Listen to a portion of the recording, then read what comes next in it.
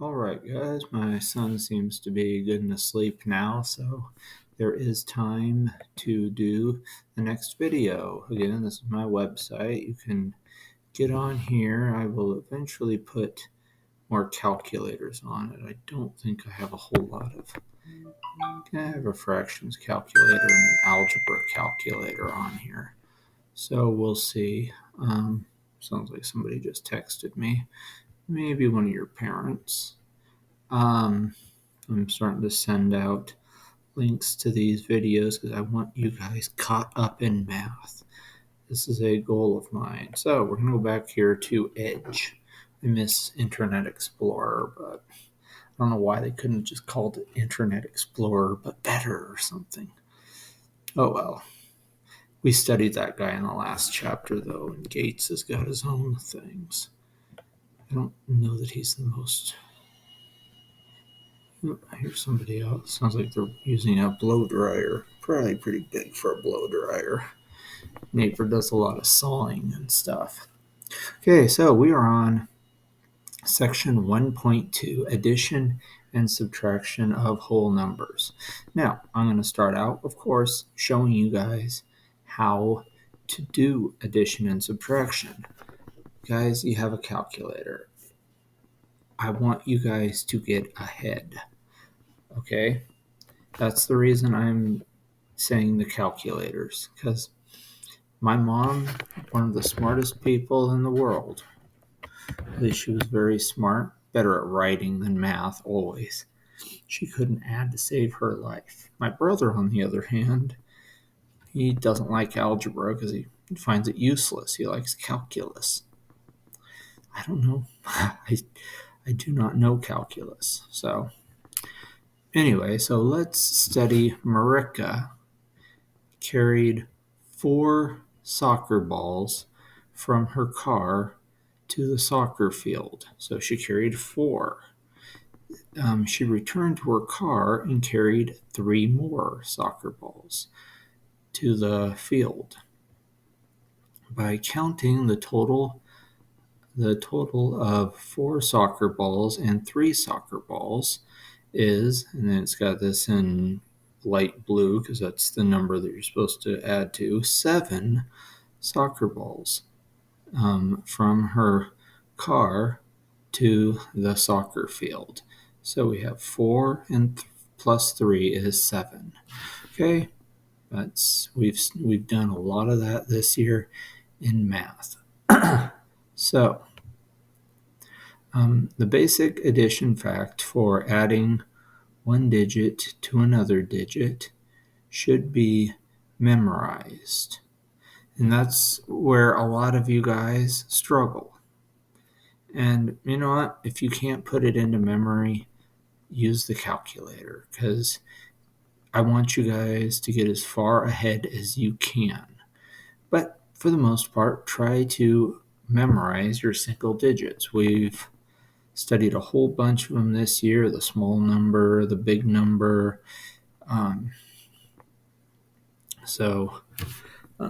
To add numbers, begin by arranging the numbers vertically. Keep the digits of the same place value to the same columns. Okay, that's where I've lectured you guys a lot. When you get a number like this one here next to the how-to one, it says add 321 plus 647. Now, I've told you guys on the CBMs, or the probes that we do on Monday mornings, always add them. I rewrite them always. And I wrote that bottom one. I'm going to write the other one on top. 321. Now always write these one over the top of the other. So we got the 1 over the 2, the 2 over the 7, the 3 over the 4. That is the biggest error I see in math. When you're doing multiplication by 2-digit numbers and you have to carry it over, always keep them lined up. So we go 1 plus 2 is 3. 2 plus 9, or 2 plus 7 is 9. 3 plus 4 is 7. Then you drop the 6 and you add the comma because you have three numbers, comma. So it's 6,793. Yes, I am not known for having the best penmanship or the best writing, but I want to emphasize we went over these in the last chapter, the place values. Memorize them because they're going to be probably the most important, at least for writing a number. Okay, remember sum is the answer to an addition problem. So arrange the numbers vertically, keeping the digits in the same place value. So, okay, these right here are important. Memorize them. So we have added to, more than, the sum of, increased by, the total of, and plus. Those all mean you add. Okay? And it shows you examples here. If you guys want to take a picture of this, if you guys would like some of these documents, I will make them for you. Okay. Okay, so next one it says when the sum of the numbers is in a column exceeds 9, addition involves carrying or regrouping, as we call it now. So, you guys all know how to carry. I know all of you, at least those of you who have been in my class, if you guys share this with somebody else, they'll learn. So we go 8 plus, we're over here on this. We go 8 plus 9 is 17. So we have 7, and we carry the 1, and we add it. We can go 5 plus 7 is 12, plus 1 is 13. Then we have to carry that 1, the 10 over this mash. Yeah. In this instance, the 13, the 3 is in the tens, and the 1 is in the hundreds. So now you go 4, 3 plus 1 is 4, 4 plus 4 is 8. So you should have 837. And as you know, sometimes I make mistakes. So, and you guys have corrected me on these. So, now, I want to draw your attention to this. Most scientific calculators use algebraic logic. The add plus symbol minus multiply, or the subtract minus multiply and divide keys perform the indicated operation using the number in the display and the next number key in instance for how to 3 at the right, enter 359 plus 478 equals 837. So, and I got the same answer as us. But basically, this book is not against using calculators either. And it actually shows you further down, I believe it's in chapter 2, how to use a scientific calculator for doing fractions. So it's a good thing. Okay, so the bar graph in figure 1.9 shows the gross income from each of 4 pirates of the Caribbean movies. What is the total gross income from all 4 movies? Note, the jagged line below 200 million on the vertical axis indicates that this scale is missing the numbers less than 200 million. Okay, so basically what it is asking us for is to add up all of these amounts. And it shows us doing that right here. Now, that's a big number to add together in your head. You go 8 plus 2, that'd be 10. 5 plus 5 would be 0. We'd have to carry the 2. You know what? For doing a number like this, use a calculator. Okay? My accountant, I told him he was fired if he didn't use a calculator. His wife, who is a friend of mine and probably a friend of some of your parents, told me he always uses a computer. He does not trust his math to always be as accurate as that of a computer. And I told her thank you. Okay, because when you get into big numbers, even like 1,497 plus 5,268, the average person in the world will pull out their cell phone, and you will always have a calculator on you. So how to round each number to the nearest 10,000? Well, we could do that pretty easily because 35, that 30 is in the tens, the 1 is in the tens, and the 8 is in the 10,000s.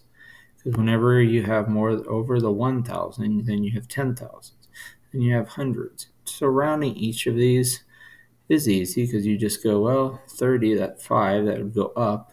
So that would be 40,000. The other one would be 7 would go down.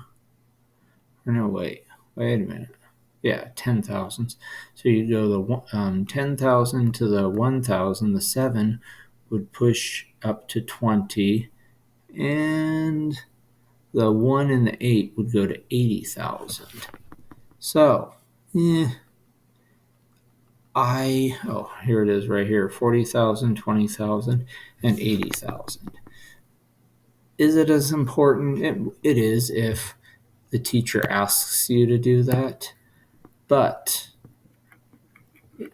nowadays, with calculators being as readily available as they are, you can do all of this with your calculator. Now, if I were to even use my cell phone, and I have a Samsung, and I would say, Bixby. This is my digital assistant. I was going to say I don't understand that. Bixby.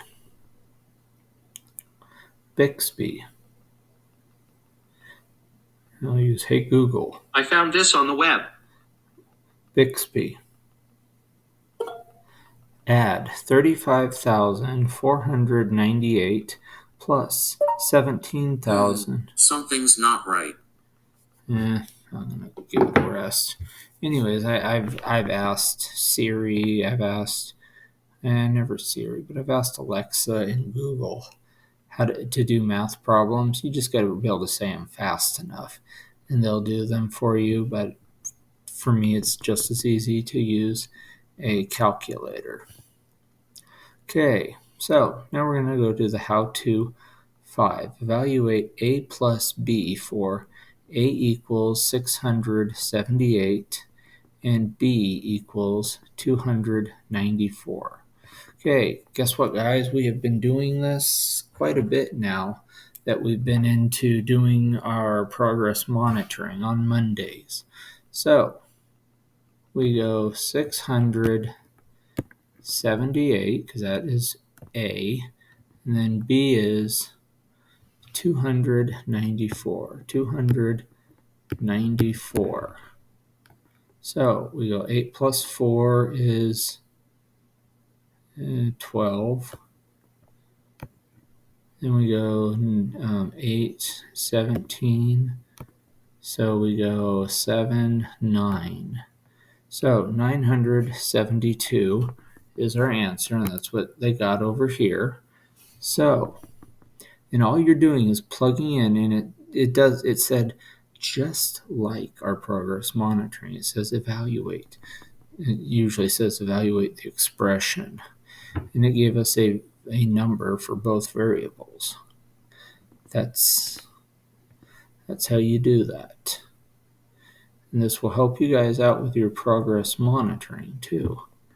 So, variables are often used in algebra to describe mathematical relationships. Variables are used below to describe three properties or rules for addition. An example of each property is shown. Okay. Oh, by the way, I do want you guys to have out pieces of paper. Have them out at the beginning of each lesson. I should say that at the beginning of each lesson. If you have to go back and redo each lesson, go back and redo them. Have paper out. Be taking notes. And be writing stuff down and be going over the problems as we go over them. So this is the way you guys are going to learn, and I'm going to try my hardest to get you guys where you guys are going to be as high as you can be. So a plus 0 equals a and 0. So 0 plus a equals a. That is, it calls it a property, I believe. It calls that the addition property of 0. Whenever you add 0 to a number, it's just going to be the number that you add 0 to. So if you have 20 million plus 0, you're only going to have 20 million. Okay.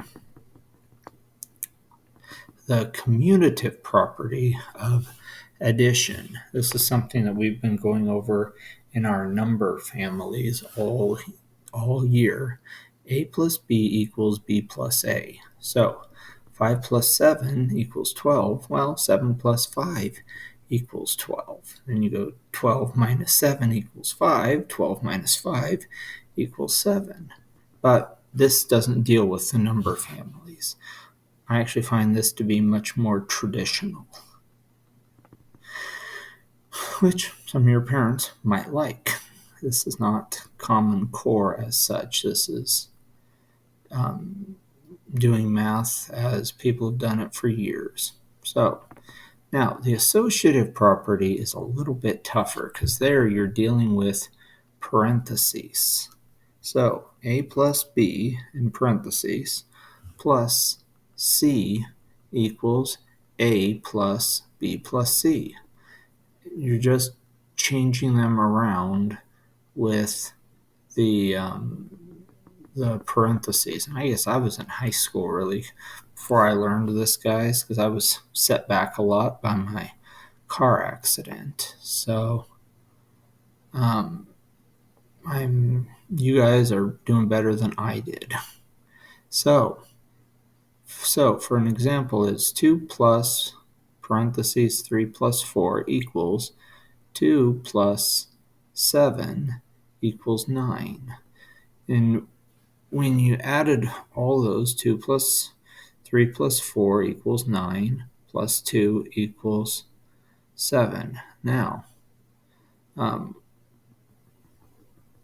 when we did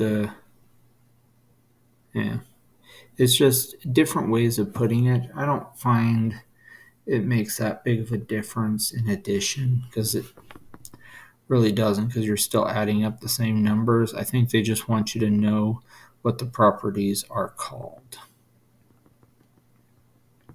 So be taking notes on this and pause the video. Pause the video and go over this stuff.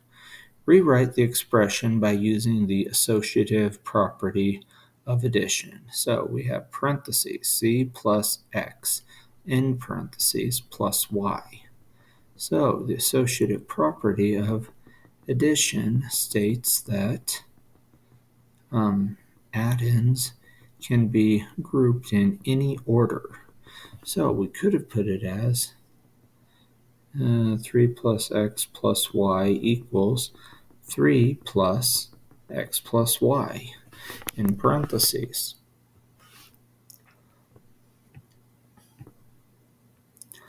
And pause it and take as long as you need to figure this stuff out. So, and again, I'm trying to go over this fast with you guys so that so we can get on to the even harder math. Okay, so an equation expresses the equality of two numerical or variable expressions. In the preceding example 3 plus parentheses 3 plus x in parentheses plus y is an expression. It does not contain an equals sign.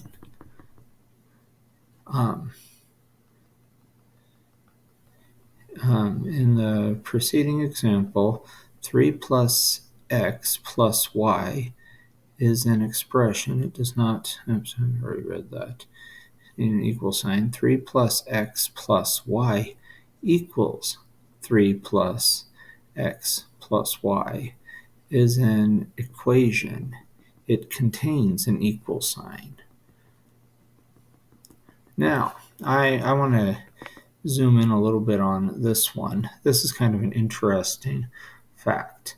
The equal sign is generally credited to Robert Ricordi in his 1557 on algebra, the whetstone of Witte, I don't know. He wrote, "No two things could be more equal than two parallel lines." His equal sign gained popular usage, even though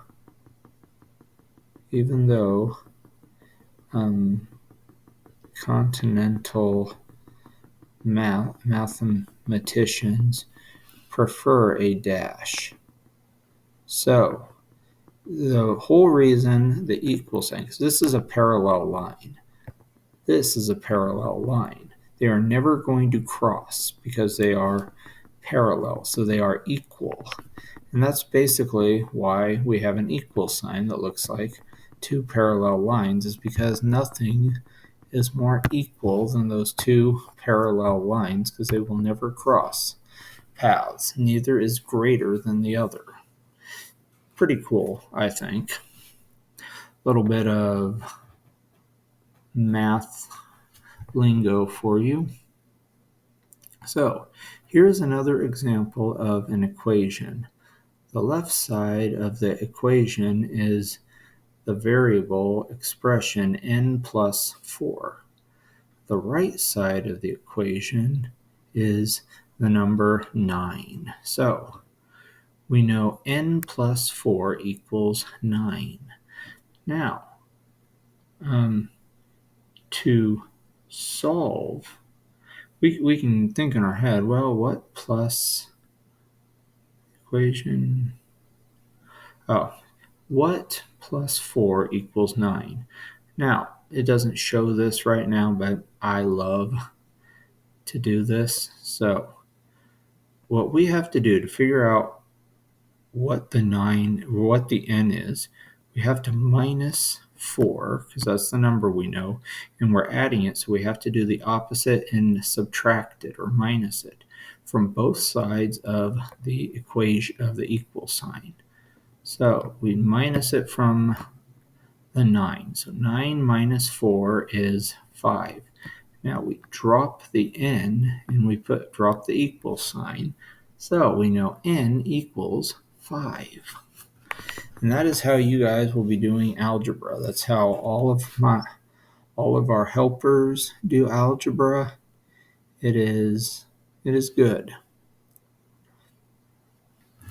A solution of an equation is a number that, when substituted for the variable, produces a true equation. The solution of the equation n plus 4 equals 9 is 5, because replacing n by 5 results in the true equation. I'm not going to read through all of that because I don't want to take too much more time. So I want you guys, because now we're getting on to the examples, pause the video and write this stuff down. So on how to 9, is 9 a solution of the equation 11 equals 2 plus x? Now if you put a 9 in there, you go 9 plus 2 should equal 11. So it should be true. So now we're going down here to the example. I'll help you out with one of them. And then, well, the first one is done for us. So it wants us to estimate 379,842,693 and 518. Solution. Okay. So it shows you how to estimate, and then you would do the same on you try it 1. If you guys want to do these, pause the video and you guys can do them.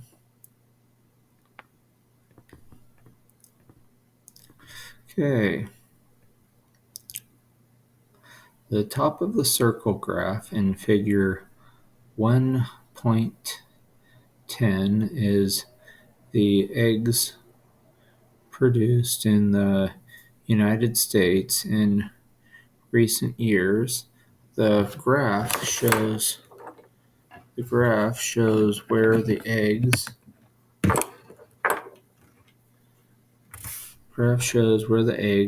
that were produced went, or how they were used. Use this graph for example 3 and you try it 3. So move this up just a little bit, maybe move it a bit smaller, be a little harder to read. I probably couldn't read it, but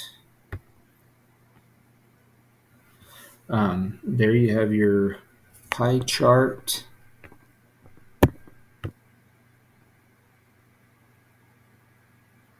You can jump back and forth on the video, and it is used to figure out these examples.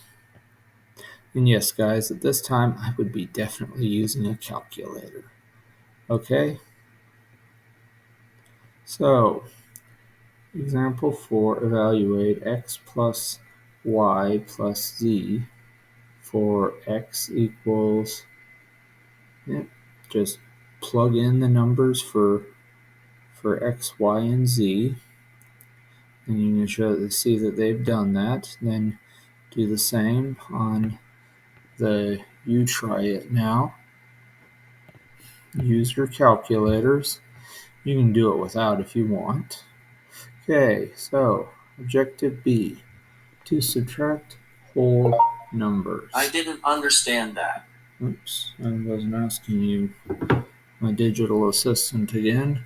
So, a store has 7 iPads in stock. Nathan sold 3 iPads from the stock by counting the difference between 7 and 3. 7 and 3. So 7 minus 3.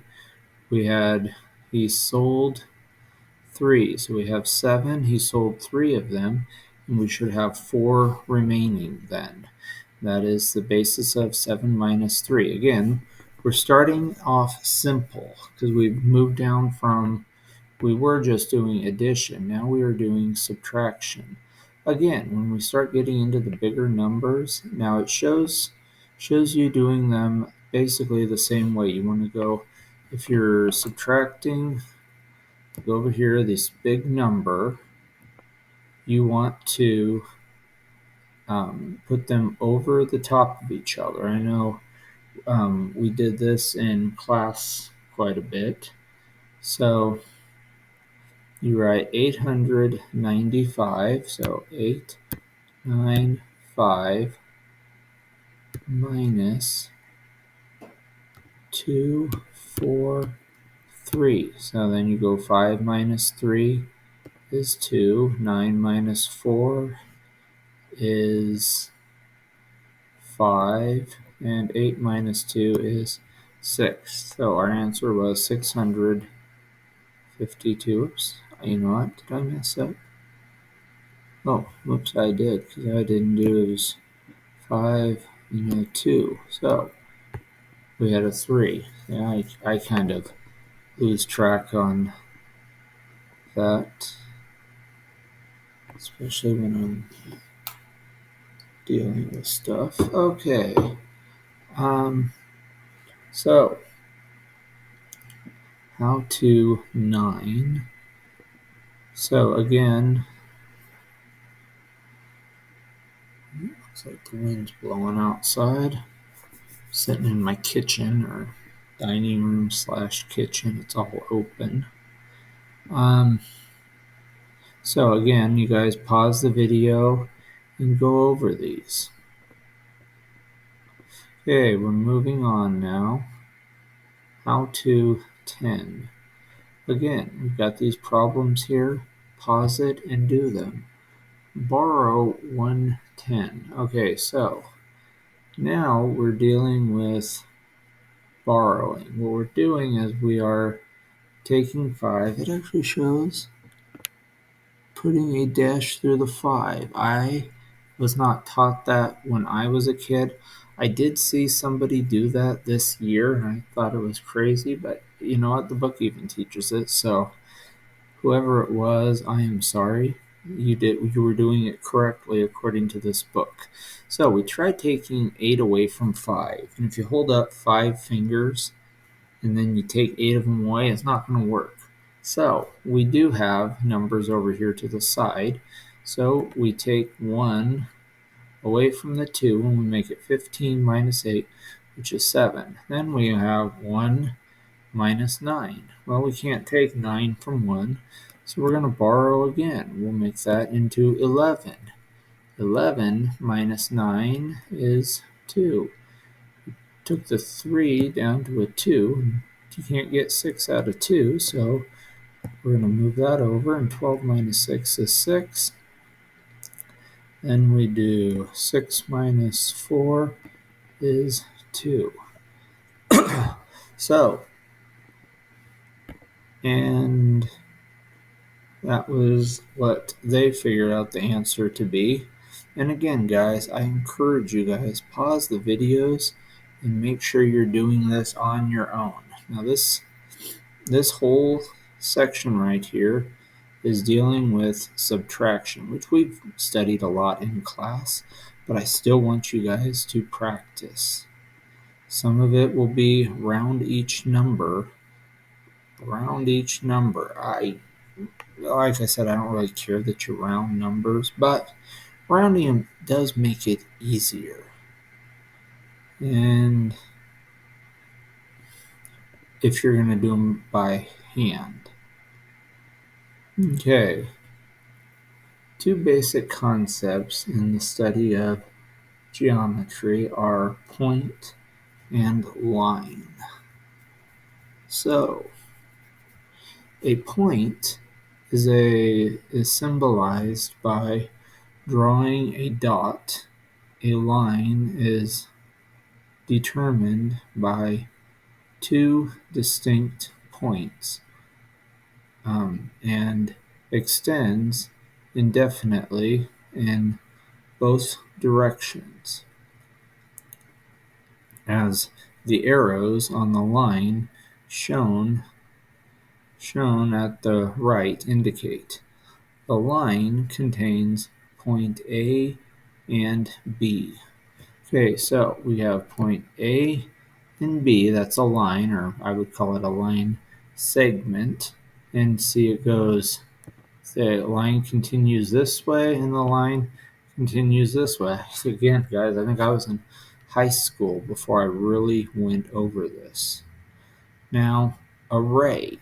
This is stuff that you're probably going to be studying in Miss Justice class, if not in chapels too. I don't know if you're going to get into this so much in Blom's or Myers class, but you might.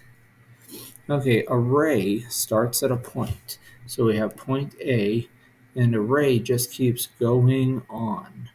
So you have that arrow that keeps going on.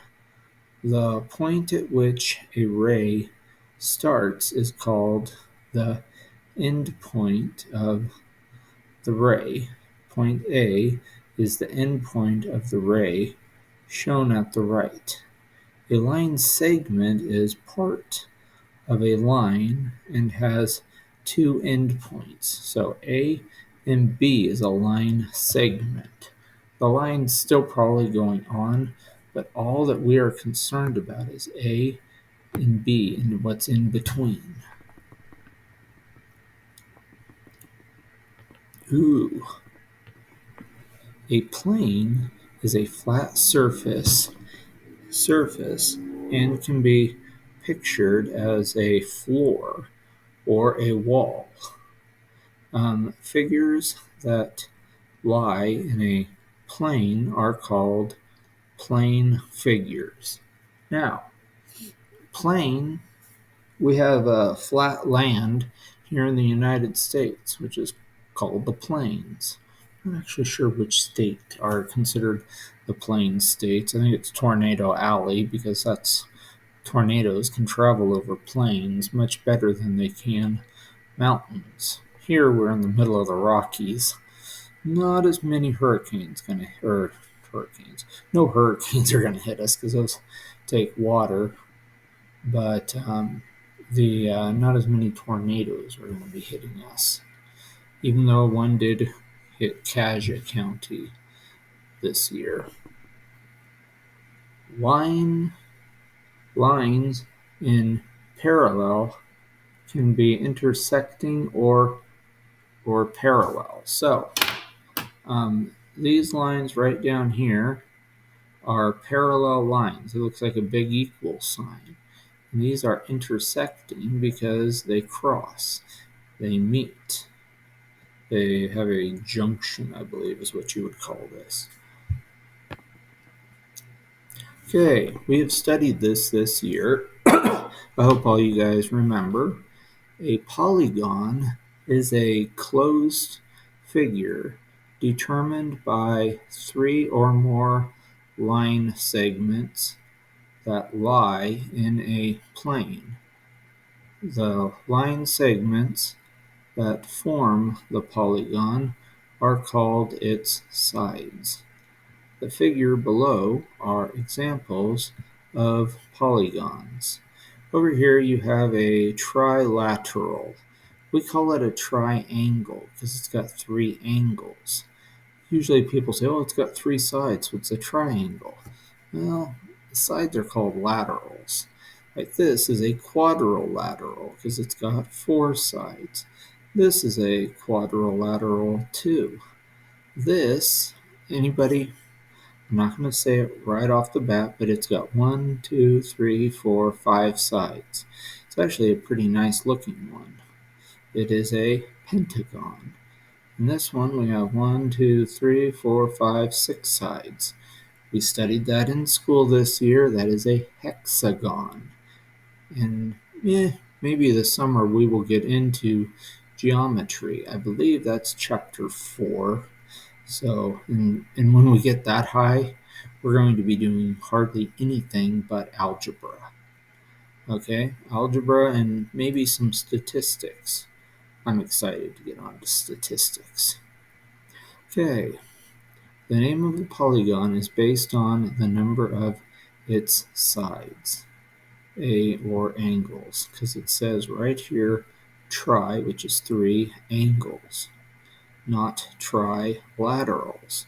And as you can see right here, laterals are the sides. So quadrilateral, quad means 4. If you like to ride quads, those are 4-wheelers. I like to ride 3-wheelers, which I guess would be tri-wheelers, but they don't make those anymore. Too many people were getting seriously injured on them. My dad flipped them once in a while too. So the perimeter of a plane geometric figure is a measurement of the distance around the figure. Okay,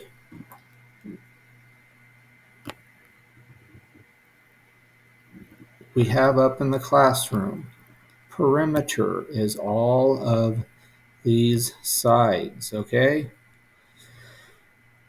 If you get confused, look at the it would be the right wall as you're entering our classroom. There is a thing. Perimeter are all the sides. Okay? Perimeter of a triangle is A plus B plus C, which is all the sides of it. So right down here, we look at perimeter. We go 4 plus 5 plus 8. I actually think triangles are fun to find out what the area in here is, but that's for another lesson. So if you guys want to pause this at this time, you can read all of these. I'm just going over them to try to get us through this. Okay. Use the formula P equals length plus width plus width to find the perimeter of the angle. So you have length, width. I think in the book it mainly had us doing top, bottom, left, right. Okay, so again, right here we have 32 feet at the top. So we have 32 feet at the bottom. We have 16 feet at the one side, so it's 16 on the other. Add them all up. You guys do this on your own. I think it's already done, but study it. Hit the pause button and read through it.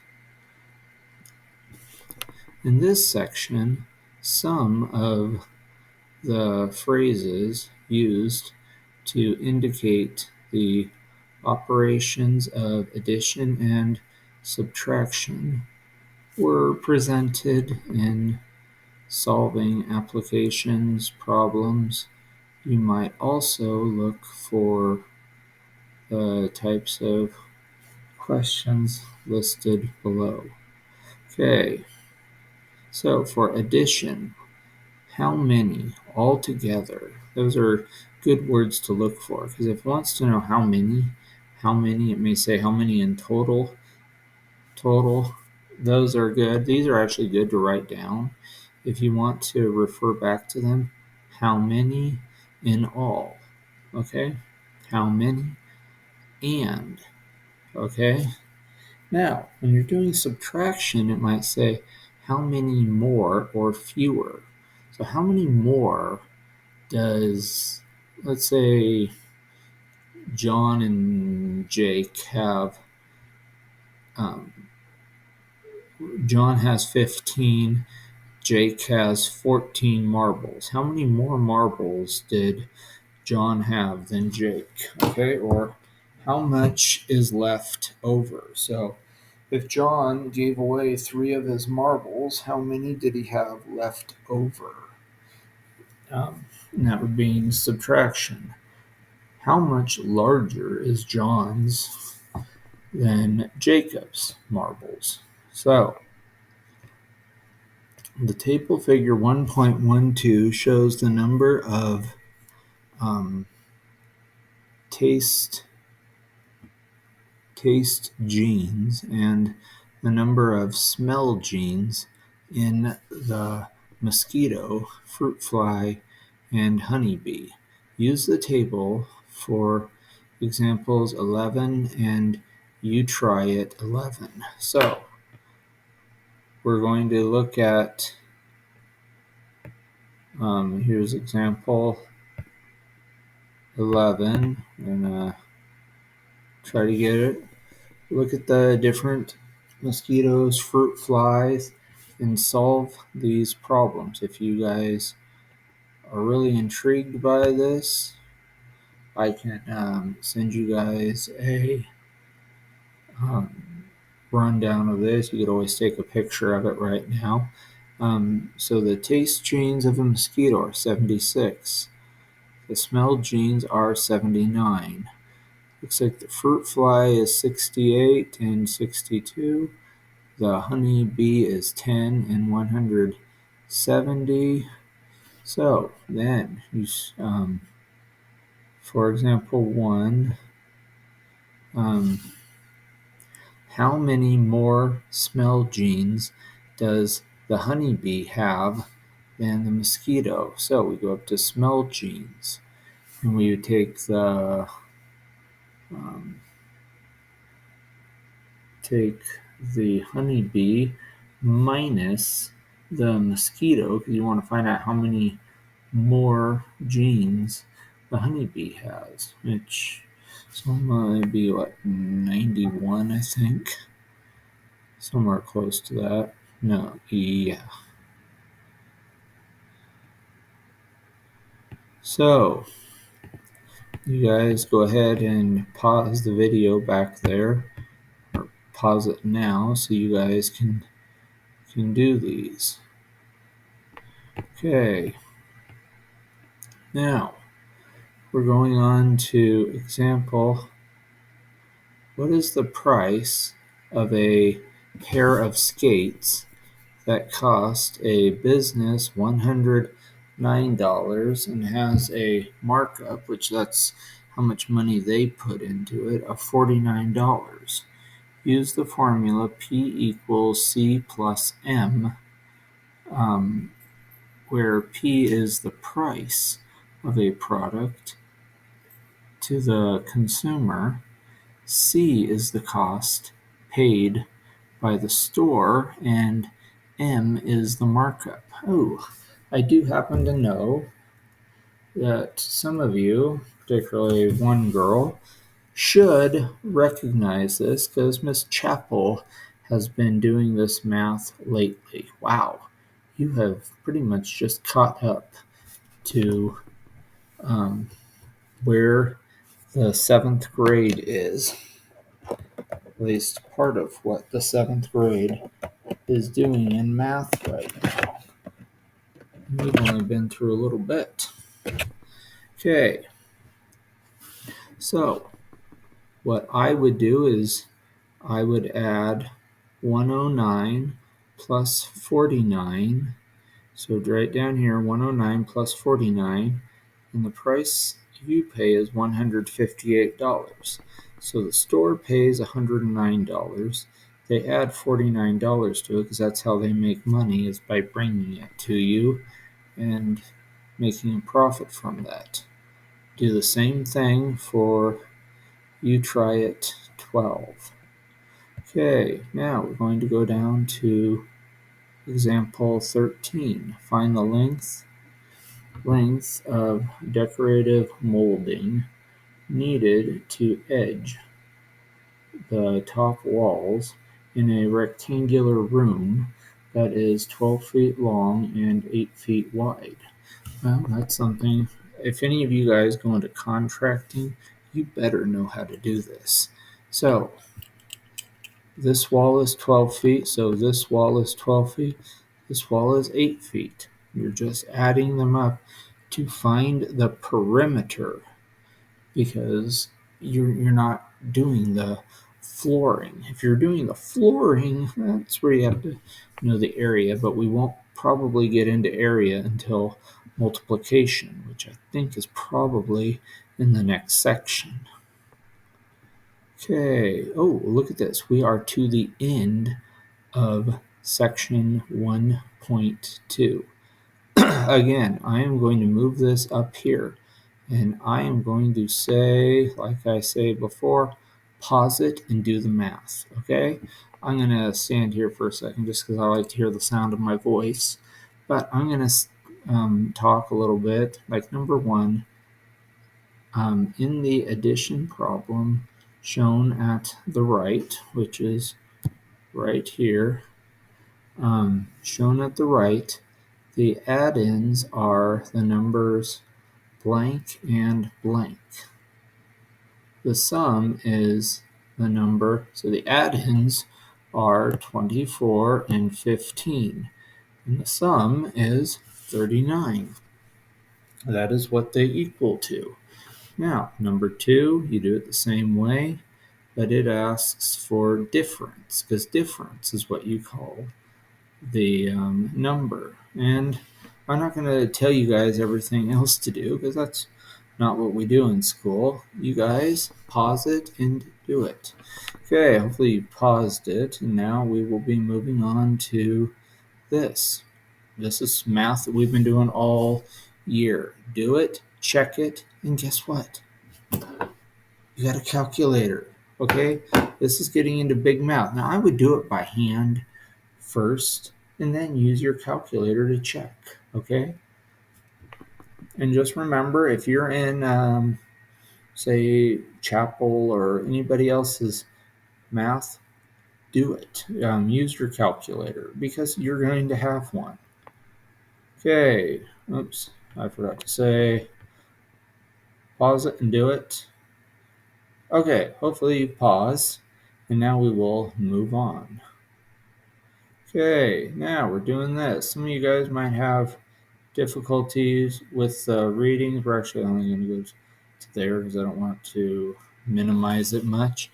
Okay, the education, use figure at the right. Okay, use the bar graphs. Okay, you guys have this. Okay, graphs are fun. Okay, particularly those ones over the rich guys. And you can see them. Pause it and do this. Okay,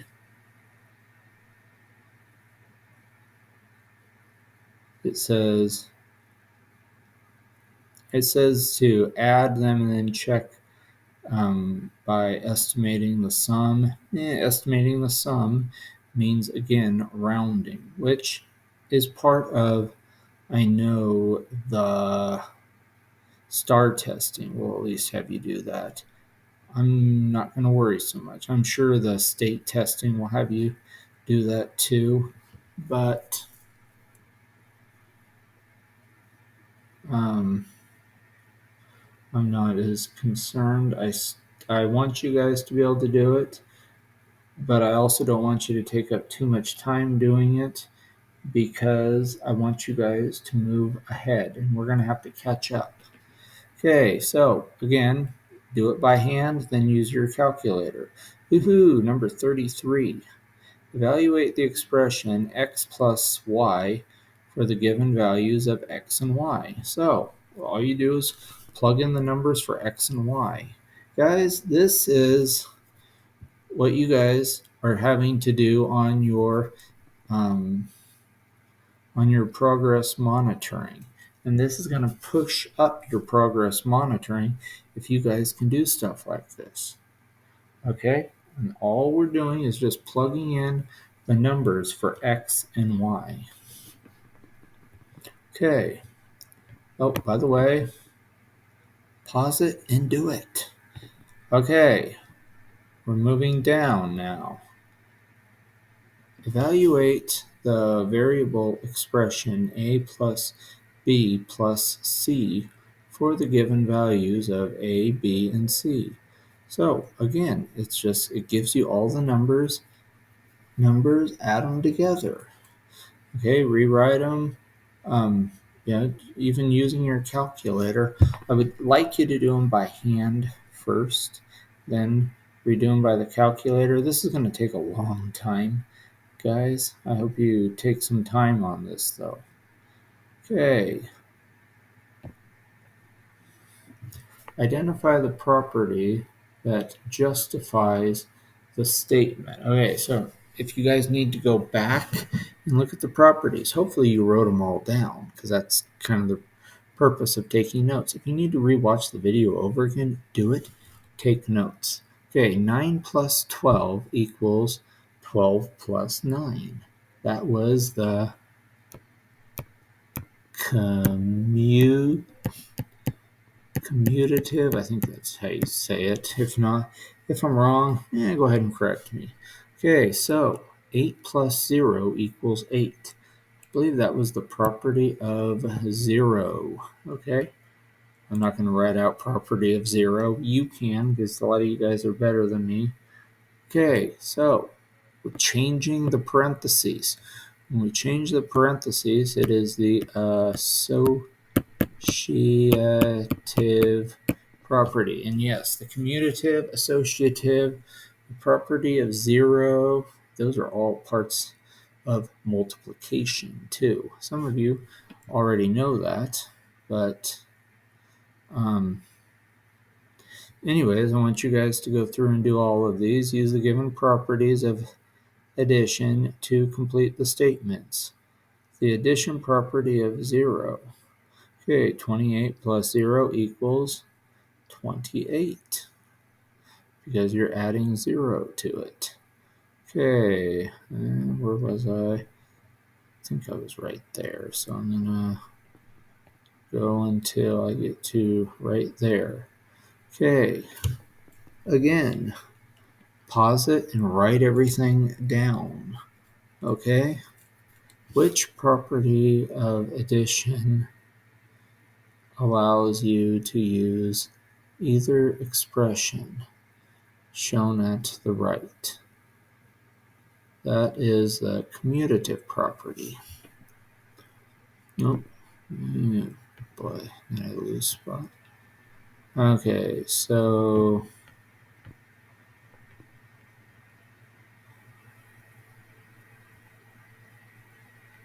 just do pause it if you need to rewrite it.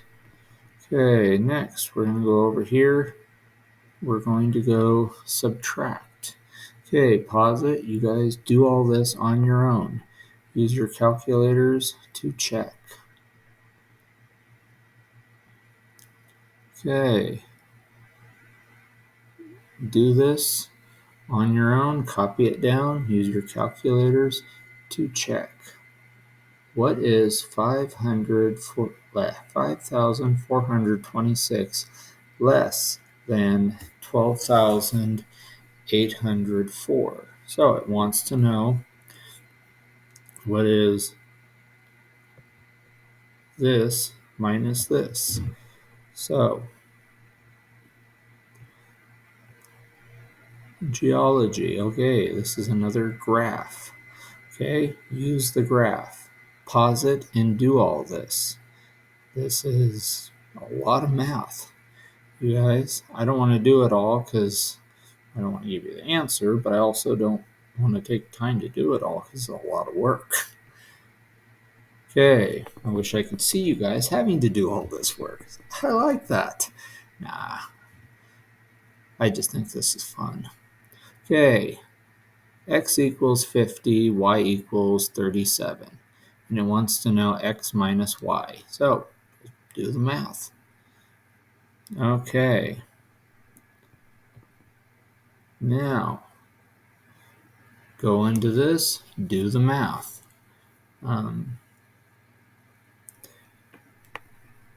So, mathematics. What is the sum of all the whole numbers less than 21?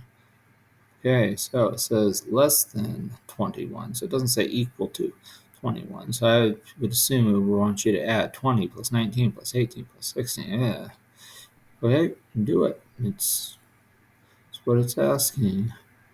Mathematics. Find the difference between the smallest 4-digit number and the largest 2-digit number. Well, the largest 2-digit number is 99. The smallest 4-digit number would be 1000. Do the math. 1000 minus 99. And it wants you guys to be doing the thinking. Okay, I want you guys to try answering all of these on your own. YouTube is number one. Sounds like they want you two. I don't even remember anything that you two sang. But pause it and do all the math. Okay. Again, pause it and do all the math. Pause it and do all the math and figure this out. It's got this figure drawn over to the side. Okay. Pause it and do all the math.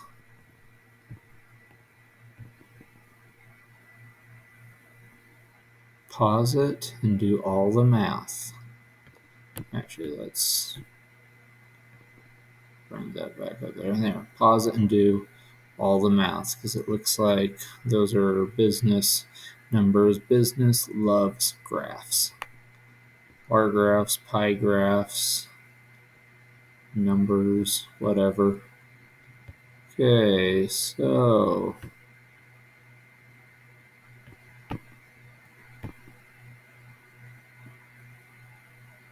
pause it, do all the math that you can do.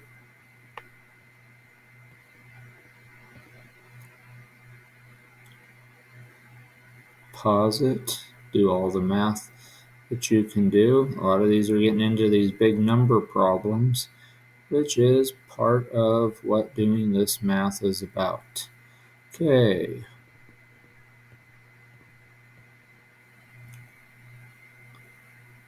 Pause it, do all the math. Make sure you have plenty of papers to be working on. Okay. Critical thinking. Ooh. Dice. If you roll 2 ordinary 6-sided dice and add the 2 numbers that appear on top, how many different sums are possible? Well, that's going to take a while. There might be a particular formula for that. So you would take 6 plus 6, 6 plus 5, 6, and I think you'd have 36 different combinations. I don't know that for sure, though. So you'd have 1 plus 1, 1 plus 2, 1 plus 4, 1 plus 5. No, it'd be more than 36. Oh, you're going to have to do some thinking on that one. I don't want to do all that for you guys. Okay, I might pause it right now. These are dealing with the number lines again. We did that at the beginning of last one. I think we probably did that a little bit now. But this will help you guys out. Represent the sum of 2 and 6 using arrows on a number line. So I'm going to help you out here with 147. Wow, you guys have been doing a lot of work. Okay, so 2 and 6. So we go find 2. 2 represent the sum. Sum means we're adding. So we're taking 2 and then we're adding 6. So we go 2, 1, 2, 3, 4, 5, 6. We ended up on 8. I would assume that is more of what it wants us to use for using the arrows to represent. Okay, so now we're still, I'm just going down a little bit. Are we still on 1.2 or did we jump? Yeah, we're doing that. 1, 2, 3, multiply. Oh, wait, we're down into multiplication. Did I skip a number? 140. I think I did on one of these. I did 38. Page 38. And 39. So it was 38, and then went to 39. 39. Oh, we're missing 2 pages. We're missing 40 and 41. Okay, so that was the divider. I am going to stop here on 42. Okay, so we will be, I'm not going to rescan all of this because I think that's why I didn't do this before.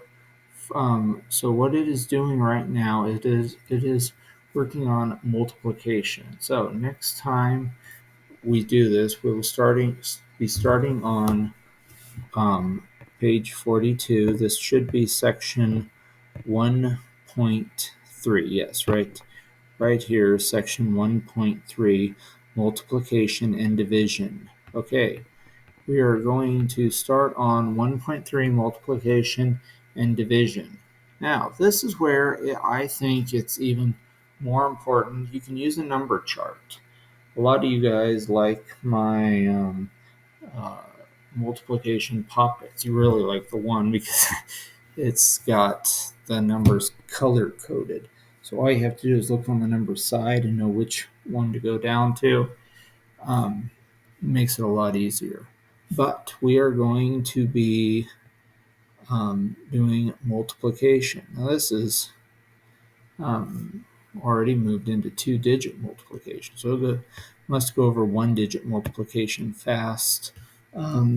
We've done a lot of number multiplication, and you know what? A lot of people, even one of the smartest kids in my one class, she's one of my helpers, I asked her the other day, I said, hey, what's 7 times 7? And she goes, I don't know my times tables. I use a calculator, this calculator, or a numbers chart to figure out multiplication because I can.